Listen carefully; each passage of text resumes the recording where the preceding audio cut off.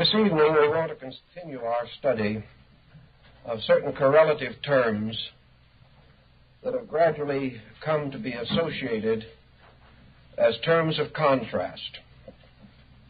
Tonight our pair is God and man. This usage occurs in literature, poetry, religion, and philosophy, and has come to carry some kind of a meaning, although analysis does not always clarify the actual practical intent. So we will begin with a consideration of the concept of deity as the first of this contrasted pair of words. As far as we can tell, the evolution of an idea follows very closely the evolution of thought, of society, of culture, and of history. And in the development of the God concept, the pattern has been from the extremely abstract symbol toward a gradual personalization or personification until this became almost overwhelmingly literal. Then the process reversed itself, and by degrees the personification became more and more abstract, until at last it was once more a virtual symbol. There is no doubt that our own human experience is responsible for this cycle, which occurs not only in the long-range pattern of religion, but in the development of various faiths, some of which did not endure for any great length of time. Still, they completed this cyclic pattern within the province of their own sphere of influence. I think we must begin by assuming that God is a term for an idea. Deity is a concept, so far as man is concerned. But it is a concept about something which human experience recognizes as an inevitable need. The idea of God is necessary, at least in many periods of human evolution. And where it disappears temporarily, it is duly revived. For the original idea cannot die. Man has to have it. It is as inevitable to him as the term father. It may be that through circumstances the man has never seen his father. Yet he cannot imagine himself or experience himself as fatherless. In the same way, deity, as the common father of existences, is so real in our native and natural thinking that while we may constantly alter its form or revise our own interpretations of it, the basic fact or the basic element of the concept is as inevitable to us as the concept of our own consciousness. In the working out of this concept, therefore, we can trace some of the earliest efforts of men. We can pause for a moment and consider the dolmens, the great uncut stones that were raised in various parts of the earth, monolithic boulders, sometimes arranged in a rough design. Occasionally, more sophisticated patterns were created, but frequently just a stone, uncut, untrued, but usually of gigantic size. a sense of overpoweringness, and a quality of endurance recognized or represented through the rock. Men therefore raised these monuments of rock to the principle which they could not understand. The rock itself became a complete symbol, entirely abstract.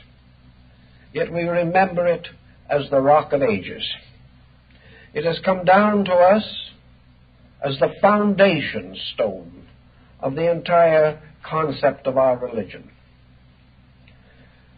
Gradually, men seem to feel the importance of working upon this rock with such crude instruments as they possessed to shape it into some kind of a likeness, to remove its complete abstraction. In doing this, however, they immediately fell upon a difficulty. What kind of form or shape could they bestow upon this? How were they to take this symbol and make it into a more particular, recognizable, unique device to represent a uniqueness in the eternal course of things? Man, of course, seemingly had only one solution to his own dilemma. In some way, he felt impelled to create upon this rock a likeness of man. Because of his own peculiar sense, perhaps, of an intellectual existence within him that divided him from the other visible kingdoms of nature, he came to the conclusion that the highest likeness that he could create was the human likeness. So we have a great unfoldment of anthropomorphic art personifying deities in human form. Many modern sculptors would be well pleased with the earliest attempts at creating monolithic likenesses. The abstract features and characteristics would have been regarded as good art in the time of the rise of the Impressionists. Instinctively, man was only striving for Impressionism. He did not really believe that the power that maintains the universe looked like him. Some primitive tribes, perhaps, took the attitude that deity was only a ghostly father of the tribe. But even their minds were changed by circumstances. And little by little, man hit upon the humanizing of divine likenesses, the creation of the vera icon, the true appearance of a god. But as he progressed along this path, certain other difficulties confronted him, and some rather early thinkers have pointed it out. One of the difficulties was that the more this god came to look like man, the less it seemed to be like God. The image resulted in a subconscious investing of the image with human attributes. As it looked like man, it became like man. Well, this was not the essential purpose. Our pious remote ancestors really did not want to worship themselves. This was not their intent, but some of them ultimately fell into this dilemma. So if they were going to create an image in the likeness of a man, they had to do something to it so that it was not a man. The first step, probably, was to invest this image with the highest attributes of humanity. To do this, the image figure could not be an ordinary citizen. It had to be a king. It had to represent the noblest of human authorities. And as the king was the ruler of a nation, So this divine king was the ruler of the world. We frequently find, even in modern religion, the use of the term king as a synonym for God or for some highly spiritualized being. The old terms linger, but we pass over them rather lightly. The king image is perhaps very well represented in the artistic work of the Egyptians. The gods such as Seb, Ammon, Osiris were represented in the regalia of the pharaoh. In many instances, it would be difficult to tell the deity from an earthly king unless some cartouche contained the proper inscription. Therefore, we may see the deity bestowing blessing upon a king. And the two figures are almost identical, both in size and in the quality of regal adornments. By the same procedure, Isis, Nephthys, the feminine deities, became represented in the queenly robes of the Egyptian regal system. Sometimes the headdress differed a little, but Osiris was almost always represented as pharaoh of the north and south, with exactly the same crown as that of the earthly king. Now, by means of certain identifications of glyphs and teachings and popular veneration, the god and the king were separated in popular thinking. Yet the imagery does not clarify this separation. The same may be said of the Greek imagery. With the great marbles that have descended to us of the Grecian pantheon would indicate that the deities were noble examples of heroic proportion of Greek sculpturing. They were of the most elevated, conceivable appearances, but they were fashioned completely in the likeness of mortals. And as a result of that, the Olympian heaven became more and more like some Greek state. Little by little, this humanization led to the loss of the larger concept of God's own dignity. God became, as one writer has observed, merely a highly glorified Louis XVI. This was not the intention, but what could man do? He had no God image. The Tibetans, a very primitive people in many ways, hit upon one interesting thought. The best image they could think of was the world itself. So they created mandala representing cross-sections of the solar system. And these they regarded as proper emblems of deity. They could go no further in their own thinking, but they did outthink some other people we regard more civilized.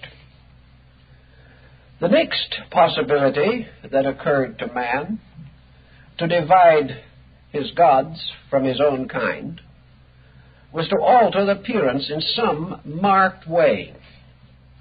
In India, the deity might develop 3 heads, or a multiplicity of arms, certainly attributes that are not human. In this way, a wall was established, and the god was no longer easily mistaken for a man. However, to most highly civilized people, this, while symbolically helpful, was never aesthetically completely satisfactory. It took a long time to enrich human consciousness to the degree that the multi-headed, multi-armed divinity was really attractive.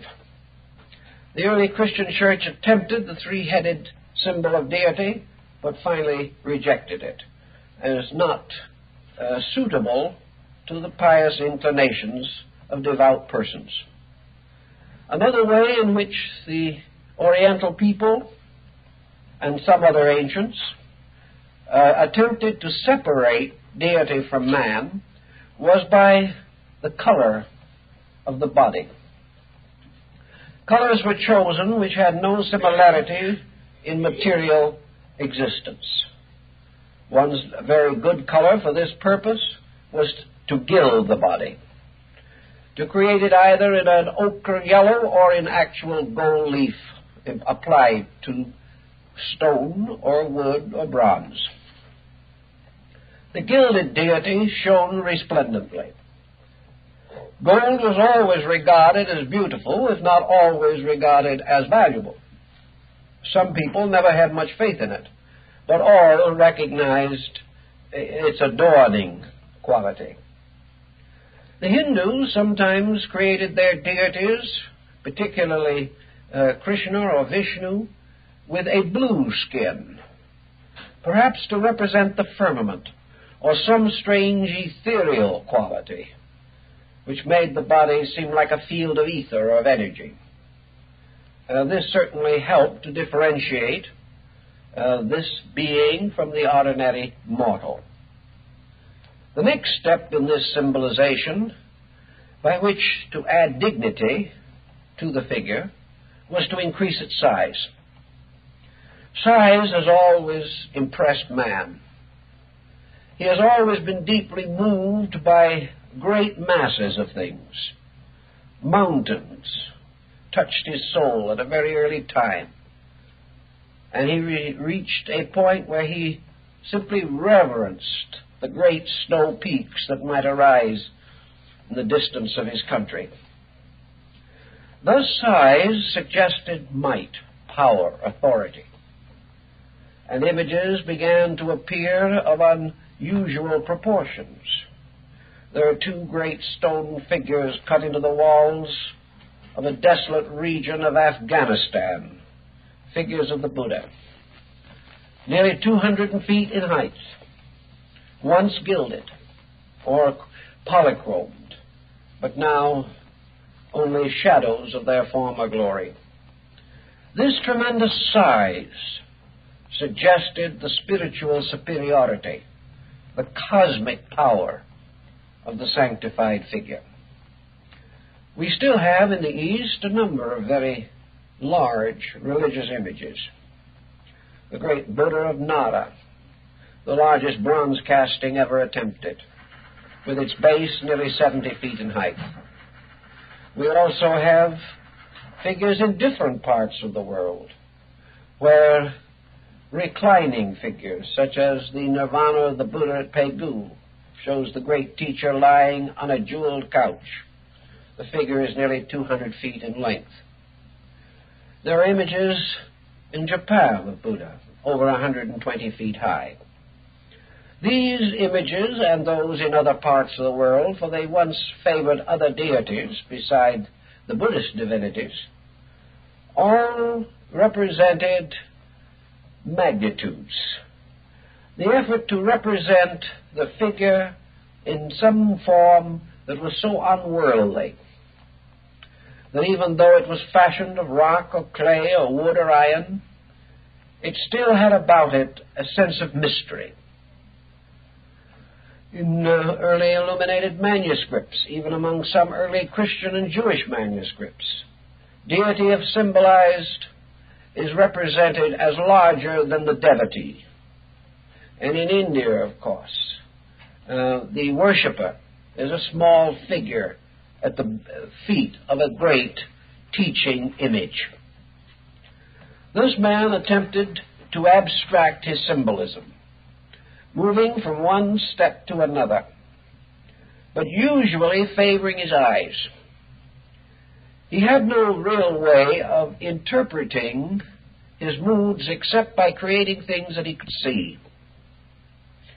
Later, when civilization grew more advanced, men attempted to capture the divine symbol in music or in some other medium, but never as effectively.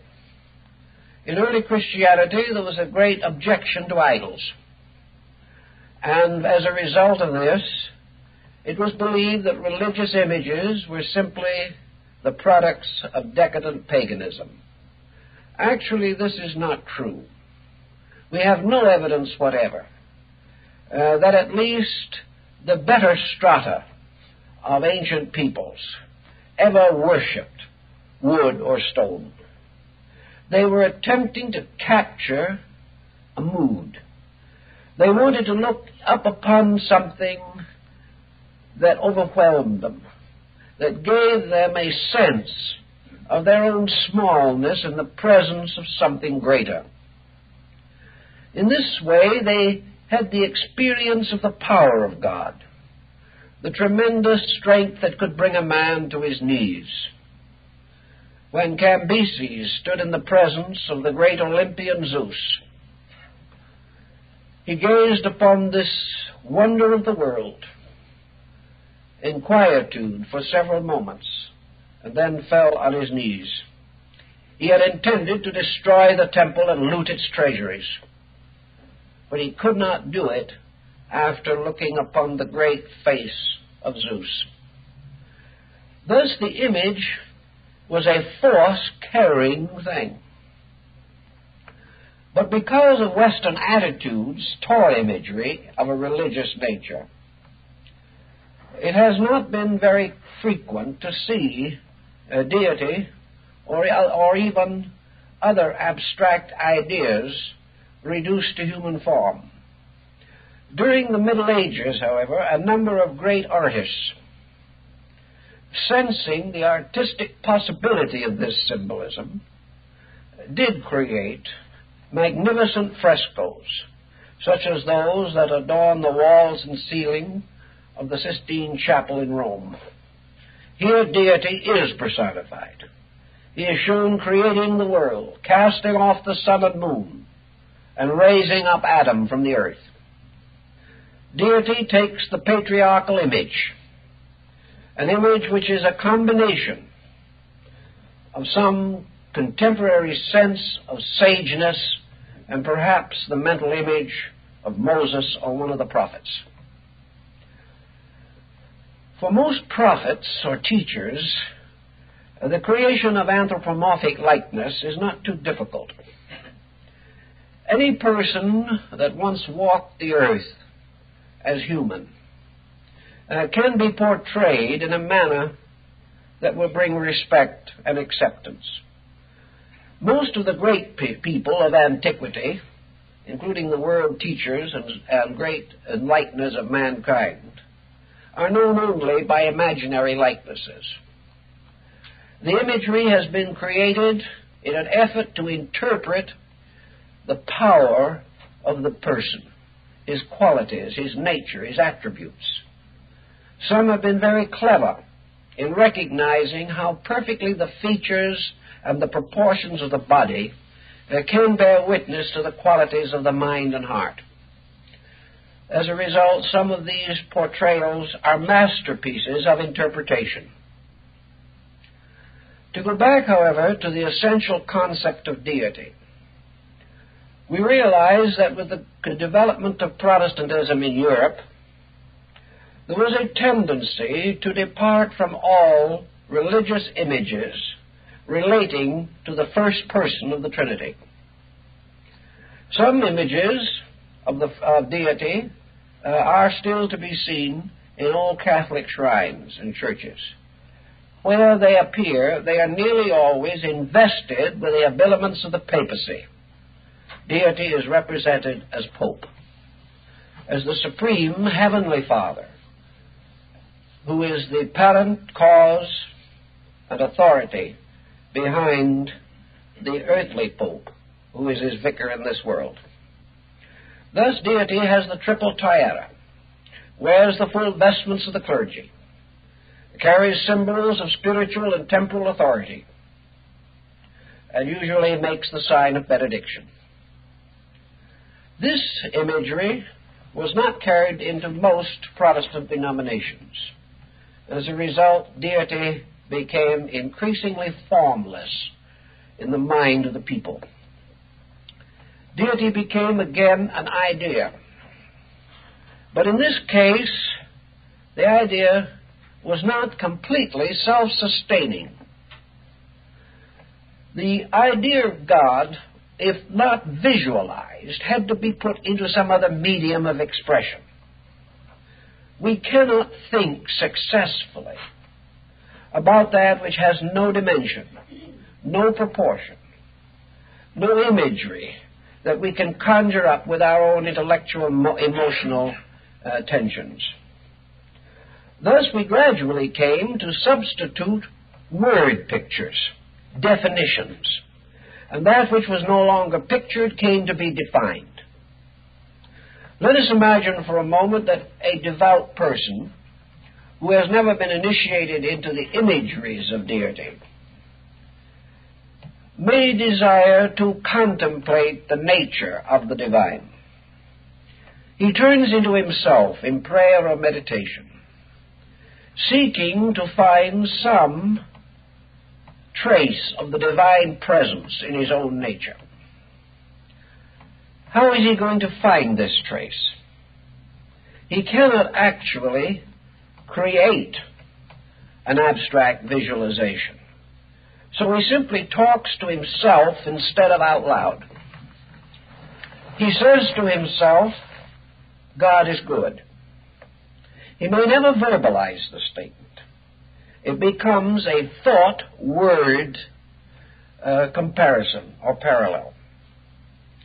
Consequently, in his mind, he thinks of God, and at the same time, he thinks of good. And when he thinks of good, and of wisdom, and of truth, and of beauty, and of love, he almost inevitably sees these words rising as terms in his own consciousness. They will come to him in his own native language. But he is substituting a new group of symbols. Symbols derived essentially from the meanings he has bestowed upon language. And in his meditation, he comforts himself by talking to himself, explaining to himself in unspoken but not unformed words the various aspects of the divine nature. This has become more or less the common practice of our time. And when someone else asks us about God, we have no way of answering their question except by verbalization. And in verbalization, we make use of those terms which in our own consciousness we have already identified with the divine nature. As time went on, this verbalization process, unsupported, led to another difficulty. When men could see a likeness, they fulfilled the ancient idea that to see is to believe. When the seeing was taken from them, when the imageries were declared to be impious, then something of the reality of the presence of a divine power was lost. It had to depend upon the stimulating power within man himself. Human beings of different degrees of attainment had different abilities to stimulate such subjective imagery. Some did not get very far. Some gave up after a few tries. And others came up with definitions that were very little better than sacrilege. They had lost the power to simply experience the impact of sublimity. Religious art in recent years has not been especially good. And now that we seem to be plagued with modernism in religious art, it will probably be worse. And this does not carry the fulfillment of the essential purpose behind the training of imagination to interpret symbolic embodiments. Thus, as man lost the imagery, he began to lose in contact with realities. The image terms that he created could so easily be tossed back and forth in argument. After man ceased to bow before some great created likeness, he found he had more energy with which to debate religion. The image stopped him. The concept behind some vast, magnificent design held his attention, brought him, at least symbolically speaking, to his knees in veneration. But words did not.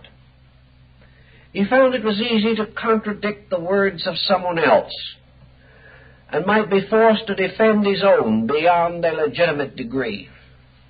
And what had once been a very vital experience ended in a debate.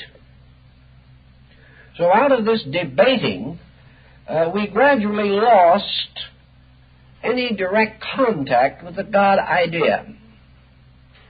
And as materialism in general, somewhat assisted by this situation, by the way, took over, and men's minds turned to science and industry and other profitable professions, the abstract faded out because it was not supported. The new immediate material world became a new image. Man, having lost the image of the deity, rising triumphantly in some rocky arch, put in its place the image of the great factory, the office building, the electrical plant.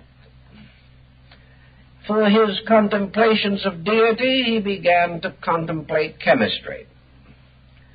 For actually, we are all largely bound to our visual perception.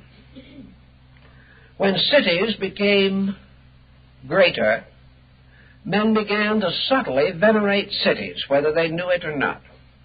The cities became the realities, and the shadows of the old gods faded away. This was a psychological experience. Some people might feel that the old imagery was sacrilegious. But these same people are captured in a new imagery, which is less idealistic, less constructive, and less solutional to the inner need of man. The individual who would never think of worshiping a god of wood or stone bestows an almost worshipful veneration upon his bank book. To him, it is a new security. It is a new symbol of the guiding power that preserves all things. And where a man's treasure is, there his heart is also. And man's treasure is now invested in physical achievements. They have developed the visual power. The great cathedral has developed a massive grandeur, but the God in it is no longer visible. The great bridge receives the admiration of many people. Fine skyscrapers rising in masses of concrete and steel remind us of our own greatness, and we seem to like to be so reminded. But there is nothing there to remind us of that which is greater than man. And in this we have lost a very valuable perspective. Now let us leave this end of the matter for a moment and turn to the term man as it relates to this little couplet that we have selected. We do not seem to know exactly where the term or word man came from. Generally assumed to be of Anglo-Saxon origin. But the Anglo-Saxons have been credited with many things that have later been traced elsewhere. Probably the word is tied to the Sanskrit or to the Persian, where it means essentially the thinker. Man from manus, the mind. Manu, the lawgiver. In all of these terms, which undoubtedly could easily have come along the great Silk Road long, long ago, well, this road was busy with traffic before the age of Pericles. In any event, the word man has come to represent collectively the totality of humanity.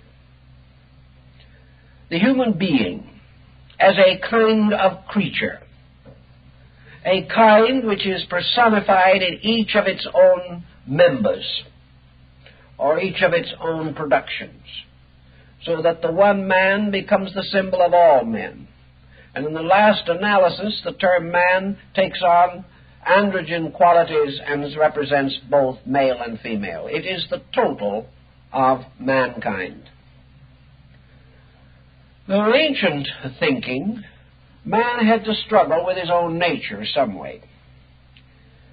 It was not only necessary for him to explain everything else, a task which he found most difficult. It was immediately important for him to explain his own nature, to find out what he was. He must answer the question, who am I? Again, most of the necessary information was lacking. Man found it just as difficult to form an adequate concept of himself as to form an equally adequate concept of God. Therefore, man and God as words both came to have much the same meaning, inscrutability. The impossibility of solving the primary mystery. The human being had thoughts, but he did not know where they came from. He has 100 explanations for it today, but still he does not know. He has simply created concepts or hypotheses to explain himself. But no individual can really, honestly, certainly declare that he knows all about himself, that he has isolated his selfness completely within this strange complex of his own body. So in ancient times, man was finally regarded as an intelligent being inhabiting a body. The intelligent part might still be open to some controversy, but perhaps even simple human folks must be allowed to have their own peculiarities. Man believed himself to be intelligent. The reason he believed it was because whatever it was in him that seemed to pass for intelligence told him so. He was never able to get an affidavit from the being within. He was never able to produce that being in court, other than vested in his flesh, as it must always be during life. He had the feeling that this being came from somewhere before birth and entered into the body, that after death this being went somewhere from the body, neither beginning nor perishing with the flesh. This being came to be a kind of shadow, a shade, a breath, a Holy Ghost, moving through flesh, the very breath of life that it was said in Scripture God breathed into the nostrils of man, and he became a living soul. So to man himself, his life was a kind of breath. Like the winds he came, and like the rains he departed. He did not know very much about this breath. He could not see it any more than he could a morning breeze. But as the breeze bent the trees and the grain in the meadow, so this breath in him caused motion in his body, gave him a certain existence, caused him to open his eyes and look out. Therefore, in a sense, it was as though this breath opened the eyes of an image. Now, this is a term used in a number of Asiatic countries for the dedication of a holy statue. In China, in Japan, Korea, Tibet, when the image of a deity has been made, either in wood or bronze or even painted, it is necessary to open the eyes of the image. This is achieved by putting something within the image which has sacred meaning. In the case of a painting, an inscription upon the reverse may open its eyes. This opening of the eyes is the ensouling of the form with a divine truth of some kind. And in the dedication of the great images of Buddhism and Lamaism, there were vast ceremonies of the opening of the eyes, or the causing of the image to become alive. In Egypt, the shadow or form of things became alive by the mystery of the ritual of the opening of the mouth. Here, the breath, the speech, became the symbols of this aliveness. The eyes in death no longer had the power to see. The breath in death ceased. So, as man at birth first inhaled, so that life began by the taking in of air, and at death his last action was to exhale, which meant the departure of air. So the air came to be the symbol of spirit, and was regarded directly as such by the Inca of Peru. This man, then, was an ensouled body. Our remote ancestors seldom thought of man and his body as the same, or as identical, or that the soul depended upon the body for its existence. Rather, it depended upon the body for its manifestation in this condition of existence. Man, trying to understand himself, sought to penetrate his own symbolism. In the beginning, he studied his neighbor, hoping in some way to observe in the actions of others clues to the majesty of the indwelling self. Old forms of character analysis developed under this concept, such as physiognomy, the effort to determine from appearance, the characteristics of the nature. Also, man attempted, through the collective expression of his kind, in peace and war, in the building of cities and the casting down of cultures, he sought to discover in these larger general motions some clue to his own larger purpose and destiny. It was all hypothetical and highly abstract, but man had no other way. He still has no other way. He has better words and longer ones. There are more authorities arguing the matter than ever before, and there are some very solemn pronouncements. But in the final analysis, man is not able to discover the self in him, apart from its involvement in the total psychological entity which he realizes to be partly true and partly illusional. He has never been able to separate reality and illusion within himself. Man, then, in his dilemma, so to say, began to interpret larger things. And he sought by analogies to find answers to questions that would not be answered directly. The Egyptians, especially the later Hermetic philosophers, were very skilled in analogy. The great Hermes is accredited with the statement, "That which is above is like unto that which is below." That vast things and small things are cast from the same designs, differing in size, magnitude, diversity of parts, multitude, but built upon one grand archetypal scheme. And while it didn't solve much, man came to the rather pleasant and comforting discovery that if he could solve the mystery of either God or himself, he would solve both. If he could understand God, he would know himself. If he could understand himself completely, he would know God.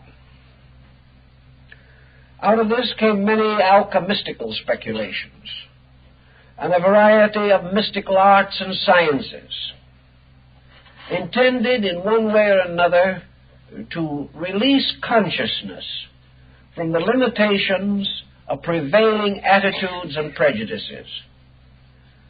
At an early time it was decided that bodily corruptions obscured inner vision, and we had the rise of asceticism, the determination to achieve insight through the purification of the body, under the belief that if we could refine the body, the light within it would shine through more perfectly.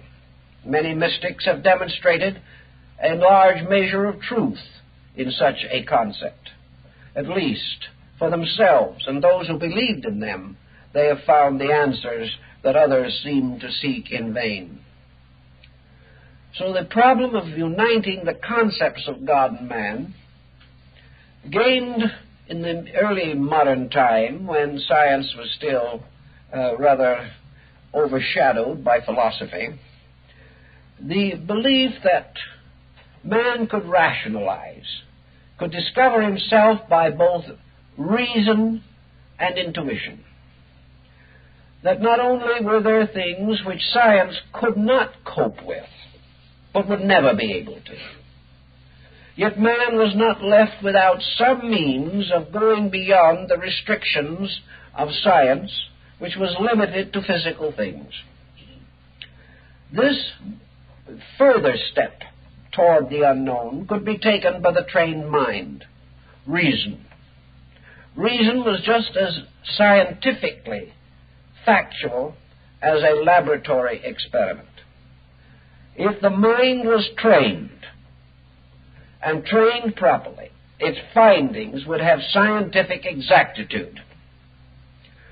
The danger was that the untrained mind, like the inadequate scientist, would be unable to achieve the higher purposes. Out of mysticism and out of reason and out of the ancient religious convictions of our forefathers, and to a degree through the development of psychology and the extrasensory perception concepts of modern time, man is coming around again to the belief that there is some way in which he can discover more, at least, than he now knows about both deity and himself. He believes that he can carry this project further. And those who hold this belief also believe that this particular project has absolute priority, inasmuch as man's future depends entirely upon his insight. If man is unable to clarify certain mysteries within his own nature, he can never lead humanity or society to any promised land that is fit to inhabit. To achieve this, he therefore begins his re-evaluation of deity and of himself. Gradually, modern man has either rejected deity or reduced the concept to a scientific symbolism. I think we may say that for the most part, science is building a strange, abstract image of the divine without really knowing that it is doing so. Atheism is merely a matter of interpretation of data. The individual who is not aware of the depth dimensions of his own researches may become agnostic or atheistic, but the whole structure of modern thought seems to be moving inevitably to the realization that deity is an eternal power, ever manifesting through the immutable laws of existence. The immutable universe is emerging. The magnificent interplay of laws, forces, elements, materials, all these symbolisms ultimately sustain the existence of a magnificent scheme. And the universe emerges as one vast entity, one being, one principle, one life. And it is this vaster interpretation that now begins to provide a semi-visible vestment for the eternal being. Man has not really developed this completely in recent times. Some older peoples laid the foundations very well. The Brahmins had a tremendous concept of the universe. Their mathematics stagger the imagination. And while this pattern which they devised may not in its form or detail coincide with our modern findings, it gave to those who experienced it a tremendous sense of the infinity of life. The Brahmin knew that life went on beyond the furthest star in the firmament. And in old Hindu astronomy, such small equations as light years were only fractions of the larger realization of things. The Hindu concept of the universe went beyond anything calculable today. The details are not advanced as competitive proof of anything. But we do know that out of the concept there came a tremendous philosophical vitality. And that in this way, Brahmanism in its older form, and afterwards Hinduism before it was gradually corrupted, united religion with a scientific experience of existence which was unknown in the West. For in the West we were still worrying about a square earth with an angel at each corner. As we go further into this same problem, we know that the ancients found a great scientific structure compatible with religion. And this is another experience that we are gradually coming to appreciate today. We are beginning to realize that the advancement of material knowledge does not sound the death knell of religion. That it only requires a reorientation of our interpretive faculties. We have to use another dimension of mental seeing. And when we do this, the advancements in science become merely further confirming evidence of the infinite plan and the power behind it. Now, man, working with this problem, must also finally meet the comparison between himself and God. Man seeking God has been accused of a terrible arrogance. There are still millions of devout persons who believe that the mere effort of man to explain his own existence is little better than heresy. That the individual should recognize that God created him to be ignorant and expected him to remain that way and penalized him for knowledge. Religious orders in Europe, such as the Ignorantine Friars, a real organization, were proud of the fact that they preserved their illiteracy to their deathbeds. It was assumed that man could only get in trouble and endanger his eternal soul by exploring the universe. Well, perhaps some of the old fears were better grounded than we suspect. For certainly our primary and up to now our achievements in science have not enriched our souls to any appreciable degree. And we are not certain that we are not endangering our own eternal life for the sake of the advancement of our material careers. Certainly we are not helping ourselves very much toward greater happiness and insight and peace of soul. Man, however, realizing some relationship between himself and the universe, had some questions he had to answer. First of all, is man actually the highest product of creation? As far as he can tell with his own sensory perceptions, he is. That is, he is the highest product of a specialized type of life. He is not too sure whether planets are products or not, or whether suns represent beings. The human being measuring existence by the power to express consciousness through sensory perceptions, and to have a consciousness to express, regards himself as more or less unique. At the same time, he is not sure of this. He is not sure of what may lie beyond the range of his sensory gamut, and he is becoming increasingly aware of how limited this range is. It is quite possible that he is surrounded by beings greater than himself which he cannot see, and which by their very natures will never have any very intimate relation with his existence. But man, taking it for granted that he has achieved a degree of self-knowing by which it is possible for him to think more deeply and more truly upon essential problems, feels that this is therefore not only his opportunity but his responsibility.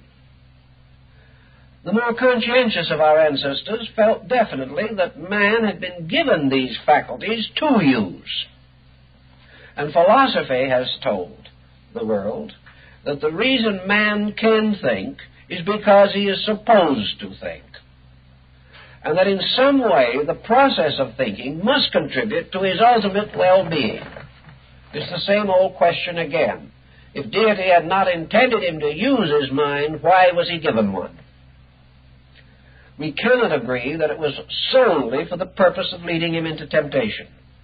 It achieved that magnificently, but we are not certain that that was the intent.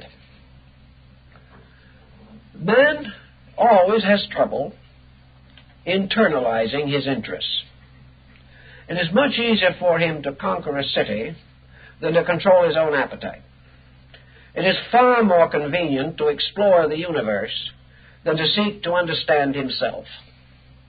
Also, it appears that he is better equipped to conquer other things than to subdue his own passions. He cannot cope with it, and he has reluctantly but inevitably given up.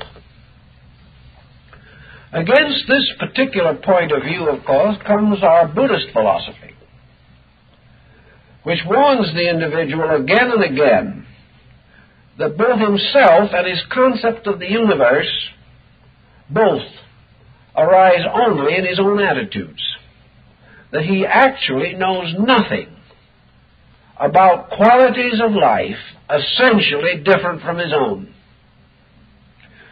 The only possible way, therefore, in which he can know something that he does not know is to become something that at present he is not. The only way in which you can increase insight is to improve character. This was a mystical religious axiom of the ages. It is found in every religious book. It is found in every great teacher's recommendations to disciples, that the beginning of wisdom for man is to correct his own faults, purify his own life, subdue his own unreasonable attitudes, and escape from the dominating conviction that he must be right. Until something happens to this pattern, there will be no answers to the great questions, and the terms God and man must still stand in contrast to each other. In the Vedanta system, there is no such contrast. God and man are aspects of one reality. Man is a manifestation of the eternal energy of God. Man's consciousness is an extension of God consciousness. The individual within himself is identical with divinity, and the difference lies only in the degree of the realization of this fact. Between man as man and man as divinity lose the menacing shadow of man's own humanity, by which he is isolated from his divinity. To the degree, therefore, that man is bound to the earth, he is an animal. To the degree that he is satisfied to live an animal existence, he is merely a biped without feathers, as Plato called him. As long as the human being does not excel other creatures around him in the unfolding of character, he is not greater than those other creatures. This excellence must not be merely an exaggeration of an animal proclivity. Thus we find ants that build cities, and great cones that rise in the desert. To an ant, these cones are skyscrapers. They are many, many times the height of the ant. And if we were to compare, we would realize why people standing on the top of the Empire State Building and looking down say that people below look like ants. It is a matter of relativity in this particular degree. But you can never build a building that will cause you to break basic partnership with an ant community. You can never create a social system by which you will escape all of the implications of the life of the bee. You will never be able to develop the skills and speeds which will absolutely differentiate you from the bird, the insect, the underwater creature. Everywhere in nature we see various superlatives: strength, cunning, sense. Man, isolated in a forest, is hopelessly lost. A bird, carried hundreds of miles from its home, will unerringly return there. Dogs that have been taken away from families or have been left behind by families have traveled hundreds of miles over unknown terrain and gone home. Man cannot do this. He is hopelessly outmaneuvered in instincts and intuitions by creatures that he has not very much respect for. Therefore, what is it by which man is uniquely entitled to consider himself capable of discovering or experiencing truth? First of all, it is because man, perhaps, we are not sure, but we think it possible, is the only creature that can estimate itself. It is the only creature capable of turning into itself and asking the question, who am I? This is the beginning of man's great journey, for his entire progress has been a desperate searching after elusive answers. In the Eastern philosophy, there is in man a principle which is called the Atman. This is one with the infinite life, consciousness, love, truth, wisdom of space. The Atman is everywhere. It is the God of things and the God in things. It extends throughout infinity. It is able to fill spaces where even the lights of cosmic suns cannot reach. There is no conceivable boundary to it.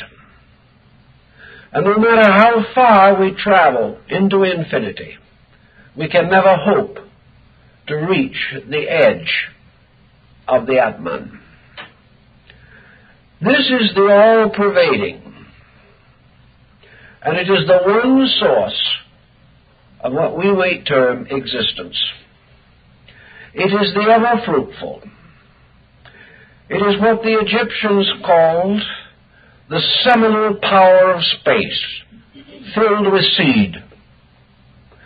And these seed itself, of its own nature and of its own kind.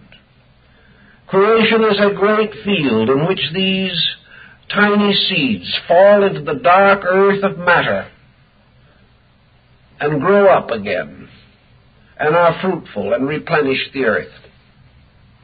Everything is Atman. Everything is life.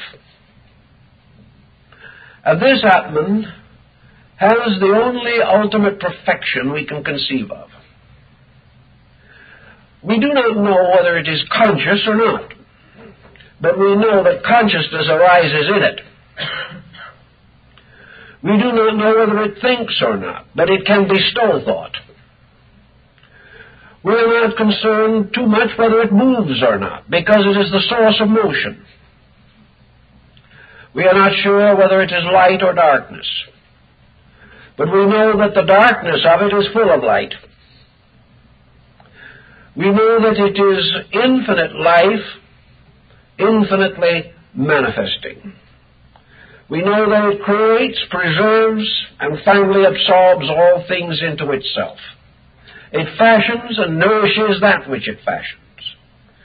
It is being and food and place and time. It is impossible for us in this stage of our evolution to experience the actual, essential life of the Atman.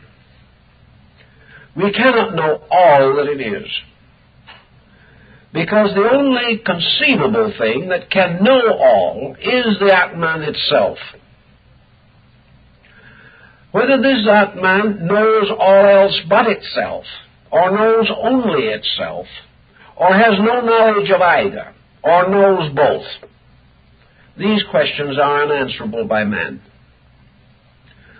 But the hypothesis or the concept of the Atman alone meets, to the Vedantic thinker, the absolute minimum requirement of what it is that is at the root of existence.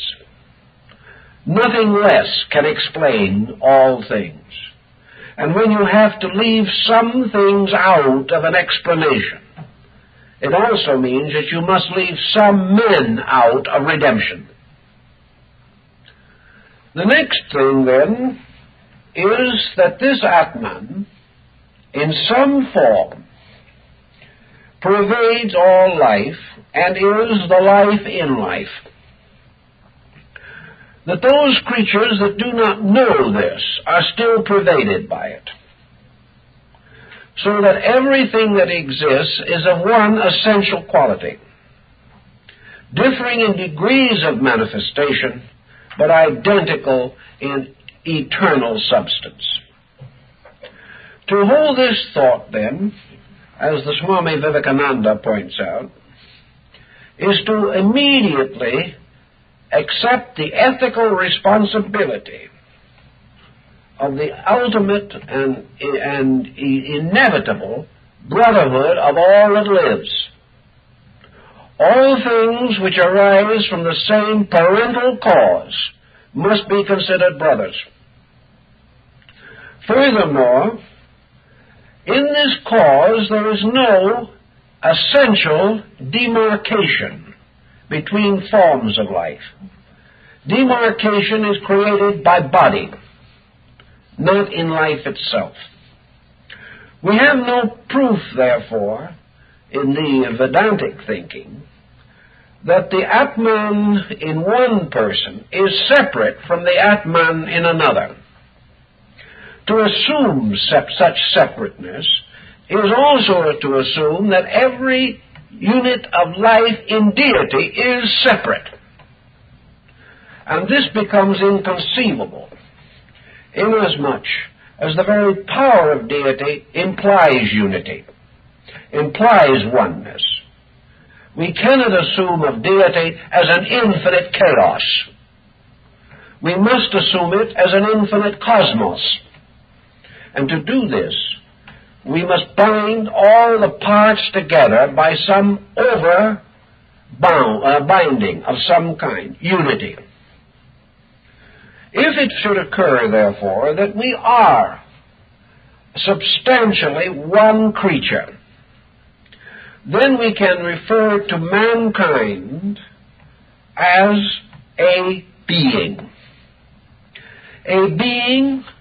containing many parts, but not divided, even as our human body is composed of an infinite diversity of living creatures, bound together by the over-consciousness which we call ourselves. But this bond is not conscious in us. It is made possible by autonomic processes, by procedures within our own structure which we are not even aware take place. So in the Vedanta theory, there is one humanity, made up of races, made up of social branches, divided into various levels of development, but one. By the same concept, there is one animal creation, of which man is technically a part, bound to it by body, but released from it by the power of individual creative thought. All animals, therefore, must properly be regarded as embodiments of Atman. They, too, have this reality in them. For if it was not there, they could not exist. They could not live. They could not pass through the various simple cycles of existence which distinguish them. They could not be fruitful. They could not have regard for their young. They could not choose their mates. And in the end, they could not creep away and experience death. They have to be part of this one life. This means that in the last analysis, the concept of brotherhood must be extended to all these creatures. St. Francis de Assisi recognized this, and with the deepest mystical insight referred to his brother the birds and his sisters the flowers. They are one life. And the realization of this could be a tremendous civilizing force if we really know what it means. We have to go further. Minerals. We have to go into the insect kingdoms. We have to go everywhere. For if a thing is, it can only exist in a state of being because eternal being sustains it, exists in it, supports it, integrates it, causes its masses to be held together, and prevents its parts from flying into oblivion. So we live in a universe, as the Swami Vivekananda pointed out, in which there is only one life, the unity of which is not experienced by most persons. Yet this unity is that which makes, in the last analysis, God and man one. And even still further, performs the ultimate attainment, which is in honor of deity, namely, that in the end, man returns to and becomes one with God, or the Atman. Thus, man is a temporary condition, a stage or step in an eternal program of growth. We cannot properly, therefore, compare God and man.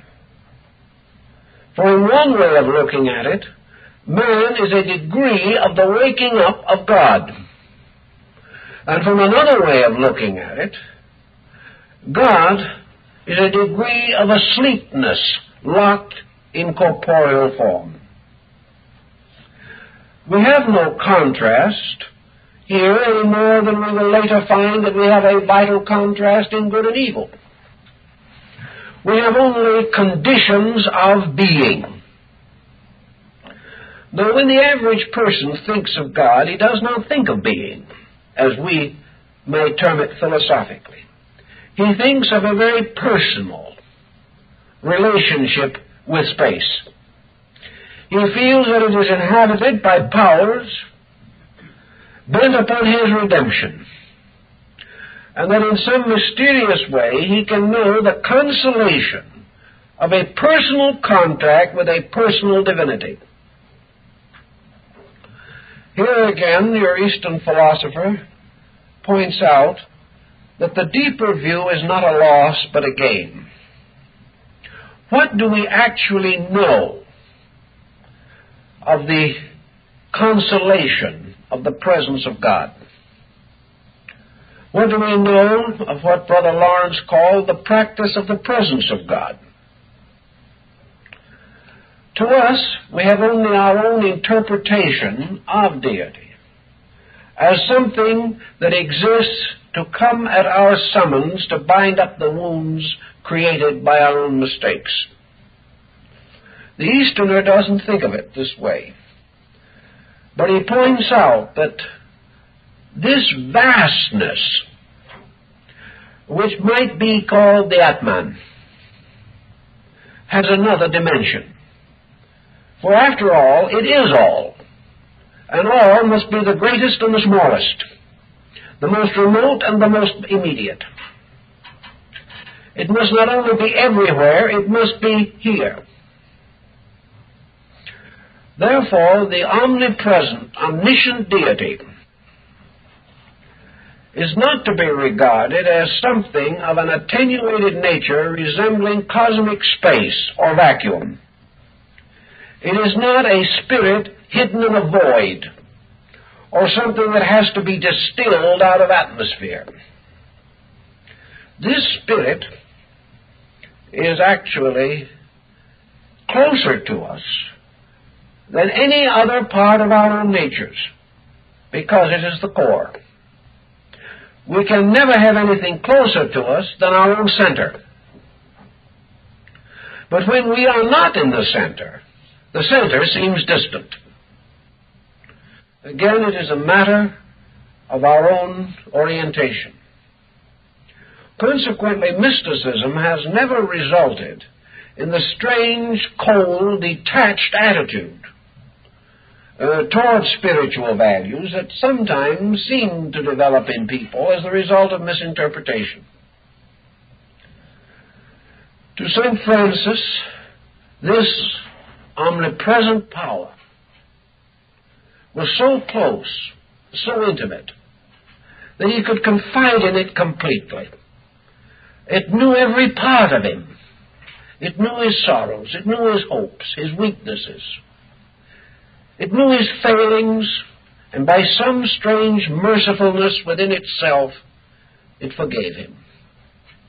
He had no way of really understanding in philosophic terms. It was not his way of life. But he did intuitively sense this tremendous fact that the Atman knows all, that there is only one part of ourselves that can understand us, and that is this core of life. For in this core of life are the laws of our own existence. Here our own being is established. Here every motive, every thought, every emotion, every reflex is in some way known and comprehended. Not perhaps intellectually, as we think of things, but by the mysterious alchemy of identity. This thing which is at the source of us, being all of us, has the power to understand every part of us. It is this understanding which in some way becomes the intuitive guidance, the basis of perhaps our own extrasensory perception. Certainly it is Emerson's oversoul and the anthropos of the Alexandrian gnosis. It is the man above the man. It is this power which is aware of the man, though the man is not aware either of the power or of himself. Here we come to another very practical phase of the matter, and that is the contribution that has been made to this theme by Zen and other Buddhistic systems. The Atman is divided from us by a mysterious machinery of thoughts, attitudes, perceptions, reflections, and what are called the aggregates or skandhas. These represent the machine, the carefully built-up instrument which was originally designed to help man to know himself. But man, in a moment of extraordinary craftiness, dedicated this machine to the advancement of his own purposes, not the purposes for which the machine was intended. Thus man gained all other things and lost contact with his own nature. This instrument can certainly make him rich, because it will give him the skills to create wealth. It can give him the abilities to gratify every reasonable and many unreasonable demands. But the more industriously it is used to advance his material state, the less it is available for its original purpose. So in Zen and Buddhism generally, the point remains that it is this machine that is forever clouding and confusing the issues of life. Man conceals reality by acting contrary to it. First of all, reality is universal. A person, highly personal, cannot experience it, because the personal can never experience that which is superior to itself.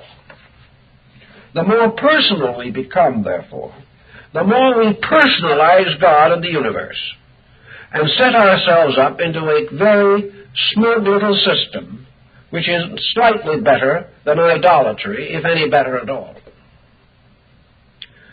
Actually, therefore, that which performs any destructive action must set up obscuration within its own nature.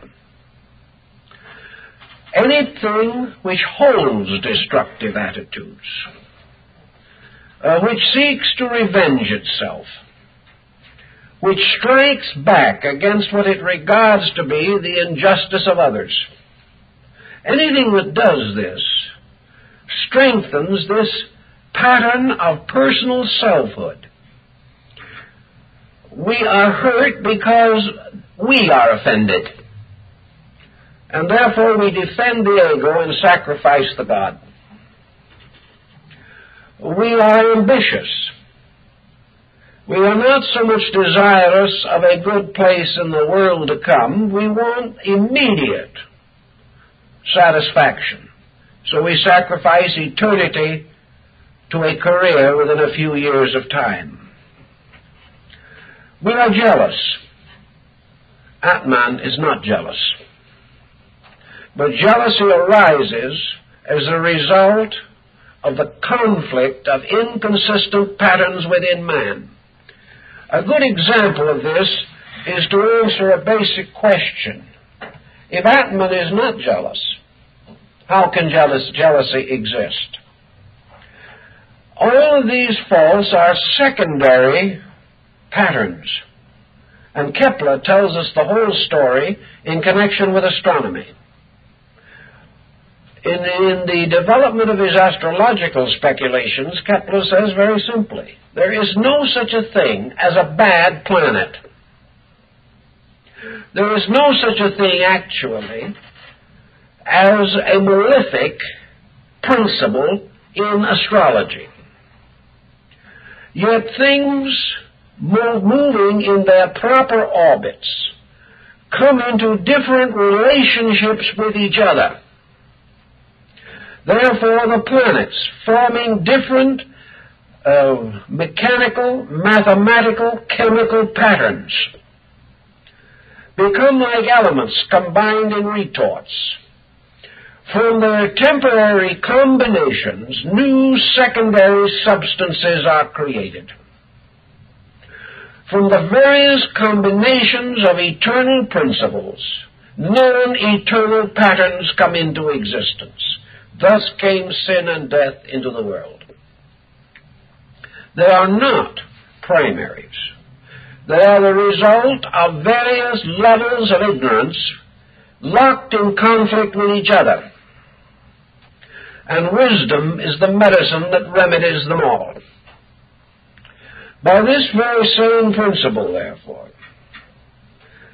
the so-called difficulties which arise in temperaments, which cause us to take various wrong courses of action, all arise from a combination of ignorance and selfness or egotism.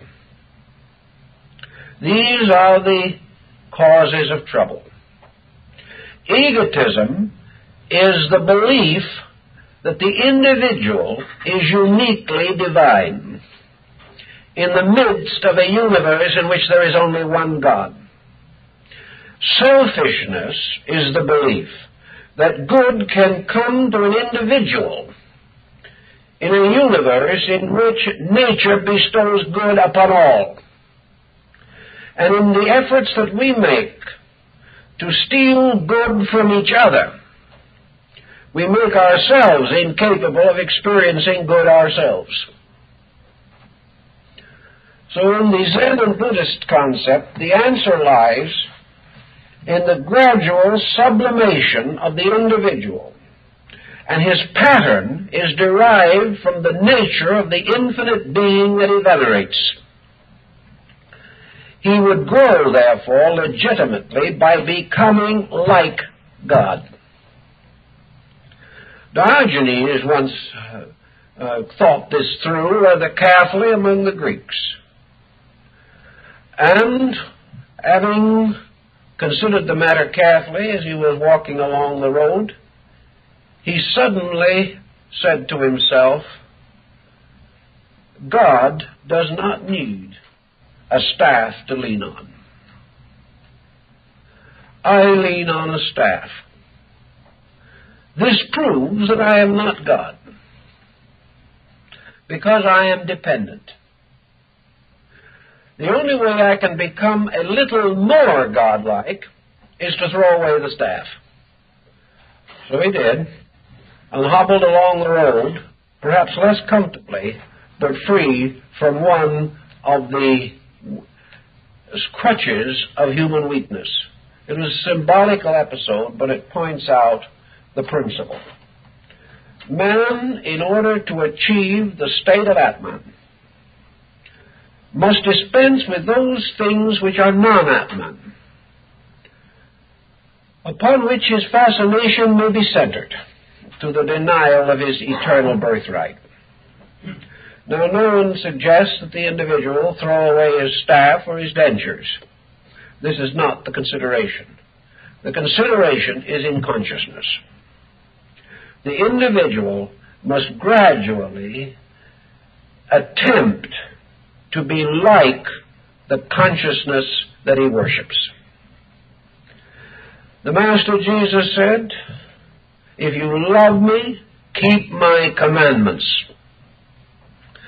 If we love God, we must live according to the life of God, insofar as this is possible.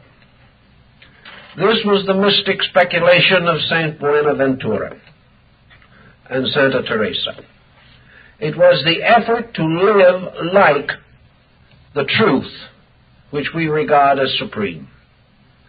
We know this truth is everywhere, and that in this truth no living thing is left out. Therefore, in our consciousness, though we cannot be everywhere, we can still include all things in our sense of righteousness. we can recognize the unity of life and try to live according to it, remembering always that to the degree that we offend the least of living things, we offend our Father which is in heaven. This leads to the harmless life. And Atman, deity, is the harmless being, where there can be no harm in its nature. We look to deity forever for understanding. The deity will excuse our faults and forgive our limitations. And we have infinite faith that this power, whatever it may be, in its justice, will see that no evil befalls us, whether we understand or not. Therefore, as we ask forgiveness, we must practice the concept of the universal benevolence of life that holds no grudge for any reason against anything. To the degree that we can approach this, we approach reality. We actually believe also that deity is eternally concerned with the good of its creation. Therefore, we should be eternally concerned with the well-being of each other. We should guard the natural resources of the earth. We should protect and use wisely everything that we have, because in the great universal power, all things are used with perfect wisdom. Little by little, we can exemplify to some degree these attributes which we regard to be the Atman, at the source of existence and in the heart of ourselves. Buddhism, Vedanta, Yoga, Christian mysticism, the doctrines of the Sufi, and even the witch medicine doctors of our American Indian tribes all held this point in common, that to the degree that we can unfold our own existence quietly, wisely, lovingly, become aware of universal good, to that degree, this Atman, or power within ourselves, comes into manifestation in us. It comes into manifestation when we as persons become like it as principle. It can never manifest in a condition contrary to honor, contrary to ethics, contrary to love, friendship, and peace. Now, this may appear to work a great hardship upon many people who feel that this would lead to very serious misunderstanding. Other people would not believe them to be strong, brave, courageous, self-controlled individuals. They would come to be regarded as weaklings, as failures, as non-entities. Well, let's think it through for a moment. Millions of people today do not believe that God exists. This must be most humiliating to deity, who probably neither knows nor cares. We have given deity a very bad time since the beginning. And if in our ignorance we have perverted truth from the dawn of time, and we try to live truth in our own lives today, others are going to think we are fools. But the simple matter remains, who cares?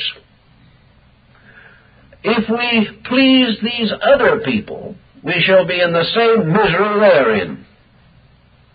If we keep faith with reality, we will be understood by all who understand the facts. And that is what is really important.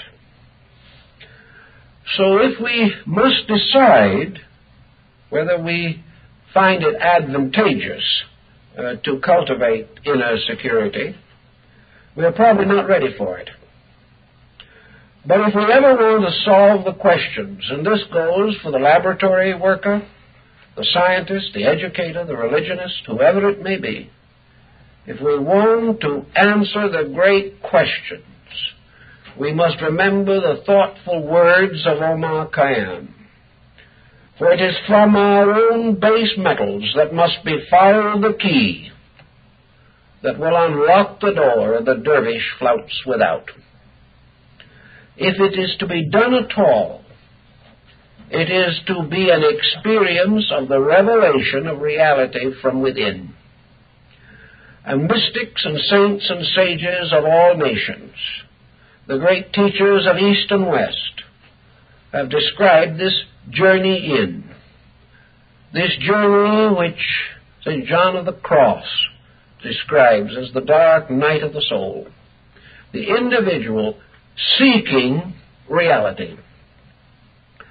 And finally discovering the supreme reward for the quest.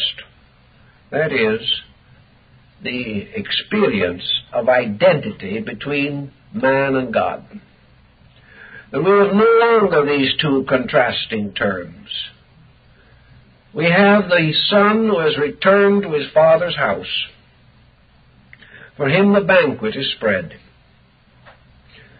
And in this reunion, we for the first time become capable of experiencing the love of God. For love of God must arise from love for God. The love for truth must lead us to truth. The love of eternity must make us citizens of eternity. So in the achievement of our own inner consciousness, illumination, samadhi, what the Buddhists may call the Mahaparinirvana, in this achievement, man suddenly becomes one with the Atman, becomes one with the infinite for which there is no second, experiences the final assurance that the divine plan is immutable and everlasting. Until then, he can only believe. But sometime, each one of us will transform or transmute believing into the actual experience of the thing believed. This is the only way in which certainties can come to man. Until then, he must be guided by his faith, inspired by the noble words of his sages and saviors, and impelled a little at a time by his own conscience to the refinement and redemption of his own character. Well, time is up, folks, so I guess that's it for this evening.